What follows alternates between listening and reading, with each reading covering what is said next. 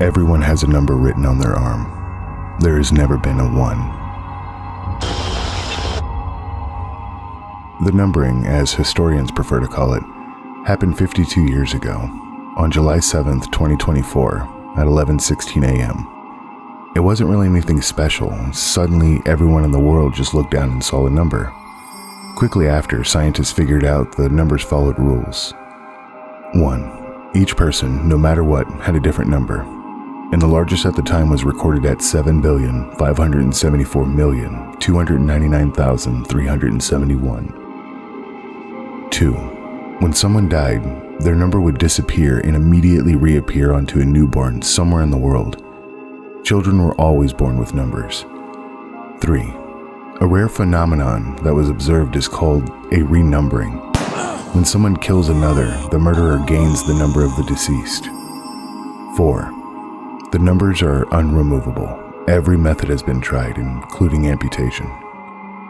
5. There has never been a recorded person with the number 1.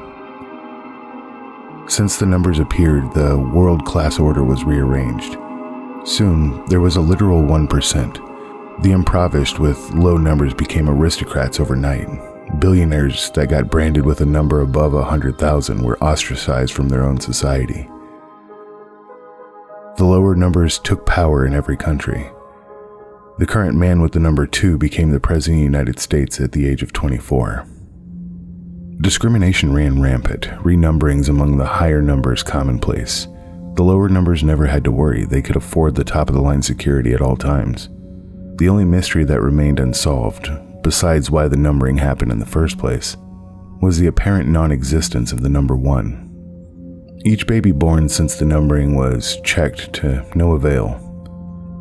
A cult called the Brotherhood of I, dedicated to the worship of the mythical number 1, grew, until the world was divided further into 2 categories. Those who sought the number 1 as a guide to protect or as a blessing to kill for the purpose of renumbering. Number 1 was a little girl named Sophia, born to my sister. As soon as she was born, the personnel in the room, all the Brotherhood members, kept us on lockdown for 2 months, not letting anyone in or out while they protected Sophia. But even steel boats leak, and she was discovered. I escaped with my niece at the insistence of my sister, who was still recovering from childbirth. I'm certain that she's dead now. We were living on our own in the sparsely populated regions of Oregon, but I was tired of having a living target on my back. Sophia was no blessing, she was a curse. The number 1 is a curse. But I couldn't kill her, I don't want her number. So I left her, alone, 2.5 months old, unable to sit up by herself.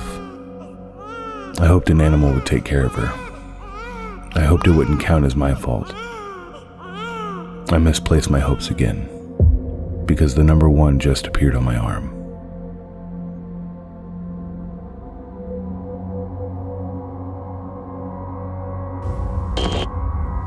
Please, read every word. Don't turn around, seriously. He's right behind you. In fact, he's reading this very warning over your shoulder. The fact that you're still alive and reading is proof that my experiment has worked. It wasn't easy figuring out how to cast a protection spell over the sheer number of people that he's after right now. And since he can be just so many places at once, that's a lot of people. Keep reading. He's getting angry, but he can't touch you as long as your eyes are over here. Once you get to the end of this message, the spell will be complete, and you can do whatever you want after that. He won't even be able to show himself to you at that point. Trust me.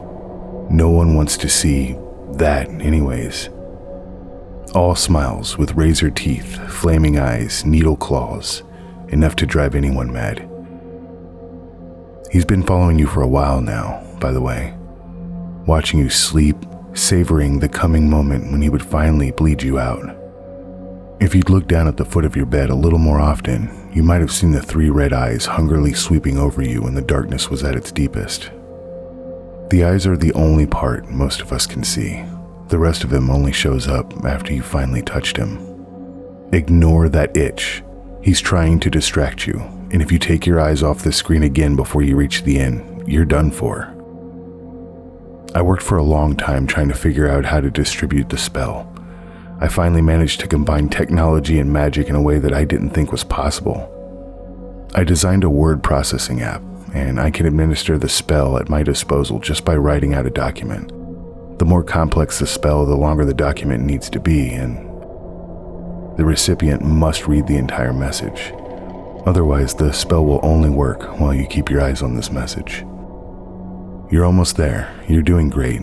This thing has been around a long time, you know? All the way back to the first days of man, in fact. He killed so many, terrified so many more, until the Egyptian mystics finally found a spell to keep him at bay. A pretty complex spell, too.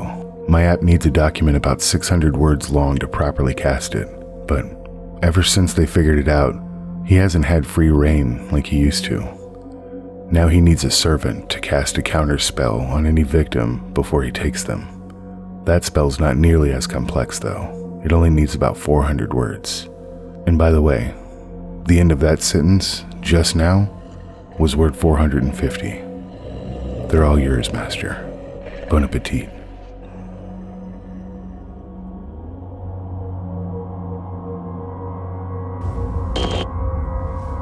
The Blind Child. Stabbing.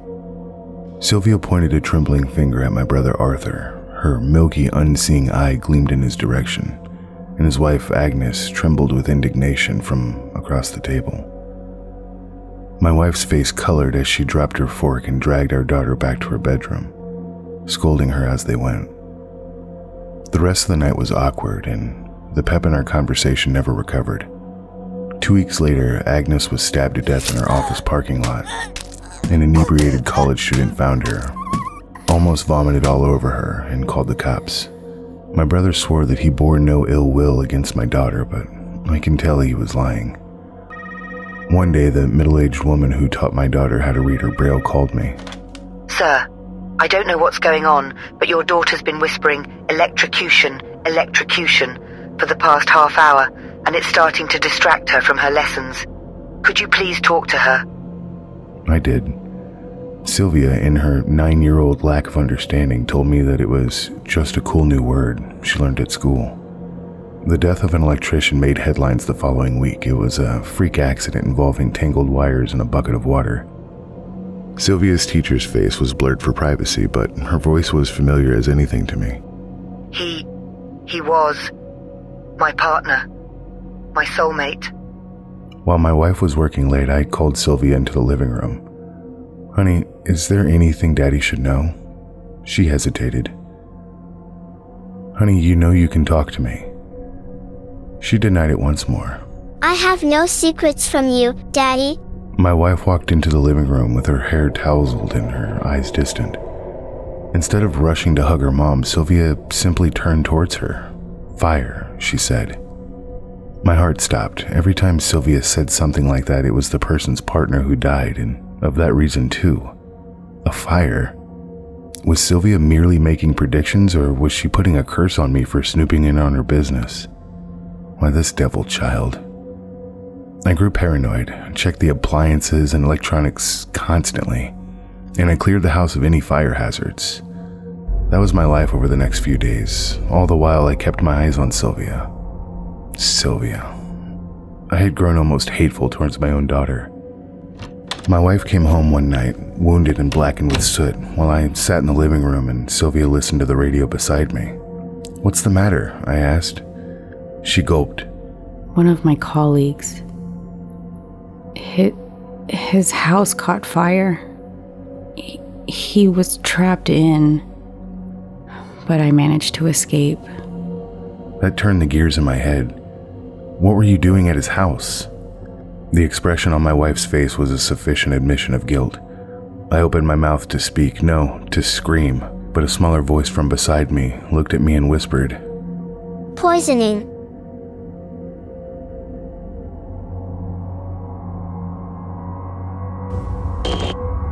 chooseyourdeath@gmail.com. There's an email address that lets you decide how you want to die. Nobody knows how it works, nobody knows why it's there, but it's there. It works simply. All you have to do is send how you wish to die, and your wish will be granted within 5 days. You don't need to be specific, you don't need to put anything extra, you don't even need to put your info. They'll know. And once you send it, there's no turning back. Did you wish to die from a stabbing? Did you wish to die a hero? Did you wish to die from something inappropriate? Your wish will be granted. People die in their own beds from a hooded figure stabbing them to death, and people die saving others from fires. People die doing something inappropriate. People die. I want to die too. I desperately want it to end. Life is impossible for me to continue to go through, and I don't want to live it anymore. But I'm too much of a coward for suicide, so I went for the better option. I didn't want to die painfully, and I didn't want anyone to mourn over my death. All I wanted was to leave this world peacefully and let everyone else who used to be in my life live their own wondrous lives. So I raised my finger over the keyboard and I typed, "I want to die painlessly and not have anyone weep over my death." 1 day passed and I was still alive. 2 days passed and I was still alive. 3 days passed and I was still alive. 4 days passed and I was still alive. The 5th day was the day of the party. I came over to my brother's house along with most of my family. Today was the day of his party. Everyone else was singing and laughing, and yet I sit in the corner on my phone. I should have known it was a scam. I should have known it was fake. All I wanted was to die painlessly. Not have anyone suffer over me. Why wouldn't it happen? Why wouldn't I die? Then I got the notification. And I went pale, realizing my wish came true. You don't need to put any info in the email.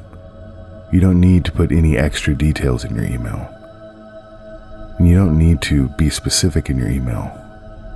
But God, I wish I was more specific.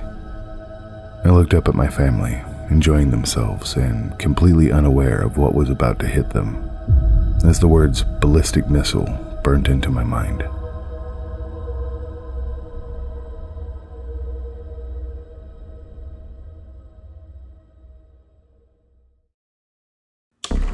That concludes this week's session at the Nightmare Lab. If you enjoyed this episode, click the like button and comment below. If you have your own twisted tale that you'd like narrated on our channel, submit it through the form in the description. Become a part of our sinister collective by subscribing. Be here next week for another concoction to feed the nightmare.